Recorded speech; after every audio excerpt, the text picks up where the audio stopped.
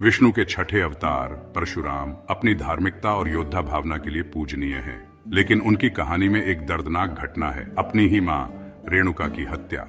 यह कृत्य भले ही उनके दिव्य स्वभाव के विपरीत लगता है, हिंदू पौराणिक कथाओं में कर्तव्य और धर्म की गहरी समझ को दर्शाता है।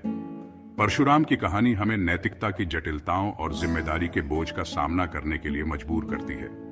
यह क्रोध या नाराजगी की कहानी नहीं है, बल्कि एक उच्च नियम के प्रति अटूट आज्ञाकारिता की कहानी है। इस विरोधाभास को समझने के लिए हमें परशुराम, उनके पिता ऋषि जमदग्नि और उनकी मां रेणुका के जीवन में जाना होगा। उनकी कहानी भक्ति, प्रलोभन और सबसे बड़े बलिदान की कहानी है। महर्षि जमदग्नि एक पूजनीय ऋषि थे, जो अपनी आध्यात्मिक शक्ति और तेज स्वभाव के लिए जाने जाते थे। उनकी पत्नी रेणुका अपनी भक्ति और पवित्रता के लिए प्रसिद्ध थी। वे अपने आश्रम में एक सादा जीवन जीते थे, जो उनकी आध्यात्मिक साधना के लिए समर्पित था। रेणुका अपनी योगिक शक्तियों से नर्मदा नदी से कच्ची मिट्टी के बर्तन में पानी ला सकती थी। यह बर्तन उनकी पवित्रता का प्रतीक, उनके दैनिक अनुष्ठानों के लिए महत्वपूर्ण था। उनका जीवन धर्म के प्रति उनकी प्रतिबद्धता का प्रमाण था, जो अक्सर देवताओं से जुड़े भोग विलास के बिल्कुल विपरीत था।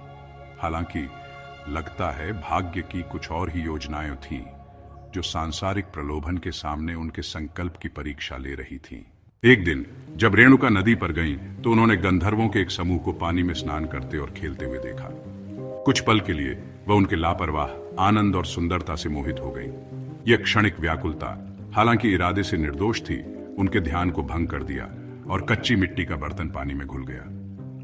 रेणुका अपनी एकाग्रता में कमी और बर्तन के नुकसान को महसूस करते हुए पछतावे से भर गईं। वह जानती थीं कि उनके क्षणिक व्याकुलता ने उनके तपस्या को खतरे में डाल दिया था, एक ऐसा अपराध जिसके गंभीर परिणाम हो सकते थे। जमदग्नि ने अपनी योगिक शक्तियों के माध्यम से रेणुका की आध्यात्मिक ऊर्जा में व्यवधान को महसूस किया। अपनी पत्नी की क्षणिक चूक से क्रोधित होकर उसने अपने पुत्रों को उसे मार डालने का आदेश दिया। उनके बेटे इस आदेश से भयभीत होकर मानने से इनकार कर दिया। यह तब था जब परशुराम एक बेटे और एक योद्धा के रूप में अपने धर्म से बंधे आगे आए। उन्होंने अपने पिता की आज्ञा का पालन किया, अपनी मां का सिर अपनी कुल्हाड़ी से काट दिया। जमदग्नि परशुराम की अटूट आज्ञाकारिता से प्रसन्न होकर उन्हें एक वरदान दिया।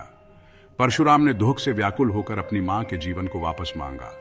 जमदग्नि ने अपनी बात मानते हुए रेणुका को जीवित कर दिया।